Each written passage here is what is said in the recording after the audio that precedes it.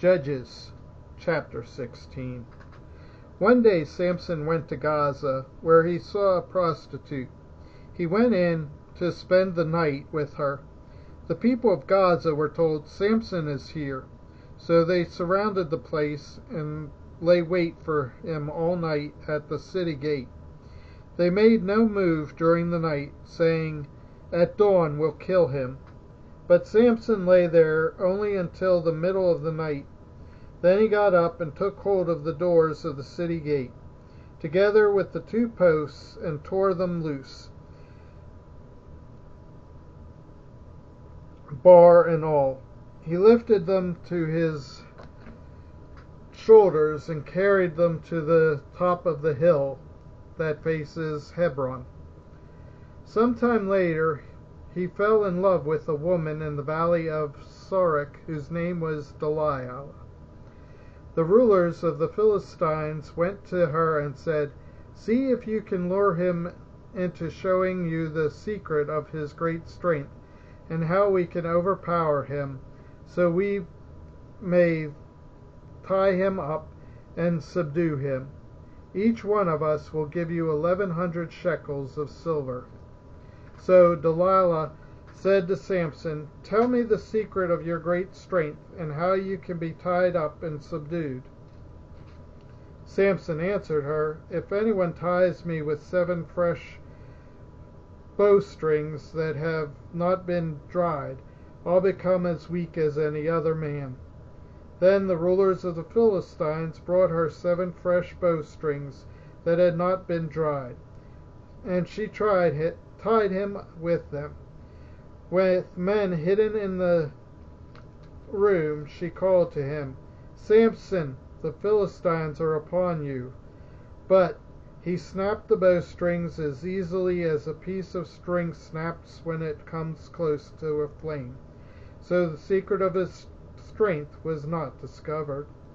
Then Delilah said to Samson, "You have made a fool of me.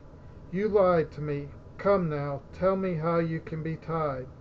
He said, "If anyone ties me securely with new ropes that have never been used, I'll become as weak as any other man." So Delilah took new ropes and tied him with them. Then, with men hidden in the room, she called to him, "Samson, the Philistines are upon you." But he snapped the ropes off his arms as if they were threads.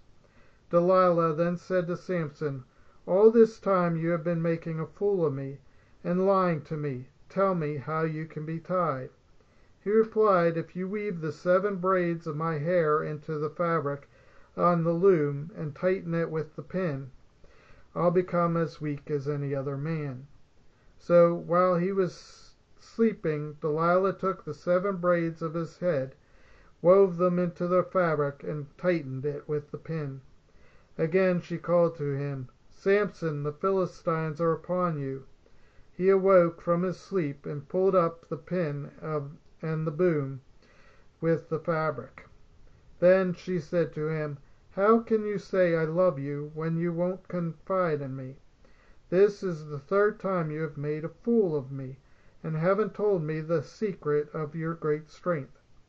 With such nagging and she prodded him day after day until he was sick to death of it. So he told her everything. "No razor has ever been used on my head," he said, "because I have been a Nazarite dedicated to God from my mother's womb. If my head were shaved, my strength would leave me, and I would become as weak as any other man." When Delilah saw that he had told her everything, she sent word to the rulers of the Philistines, "Come back once more. He has told me everything." So the rulers of the Philistines returned with the silver in their hands. After putting him to sleep on her lap, she called for someone to shave off the 7 braids of his hair, and so began to subdue him, and his strength left him. Then she called, "Samson, the Philistines are upon you." He awoke from his sleep and thought, "I'll go out as before and shake myself free." but he did not know that the Lord had left him. Then the Philistines seized him, gouged out his eyes, and took him down to Gaza. Binding him with bronze shackles, they sent him to grinding grain in the prison. But the hair on his head began to grow again after it had been shaved. Now the rulers of the Philistines assembled to offer a great sacrifice to Dagon their god, and to celebrate, saying, "Our God has delivered Samson, our enemy, into our hands." When the people saw him, they praised their God, saying, "Our God has delivered our enemy into our hands, the one who laid waste to our land and multiplied our stain." While they were in high spirits, they shouted, "Bring out Samson to entertain us." So they called Samson out of the prison, and he performed for them. When they stood him among the pillars, Samson said to the servant who held his hand, "Put me where I can feel the pillars that support the temple, so that I may lean against them." Now the temple was crowded with men and women. All the rulers of the Philistines were there, and on the roof were about 3,000 men and women watching Samson perform. Then Samson prayed to the Lord, "Sovereign Lord, remember me.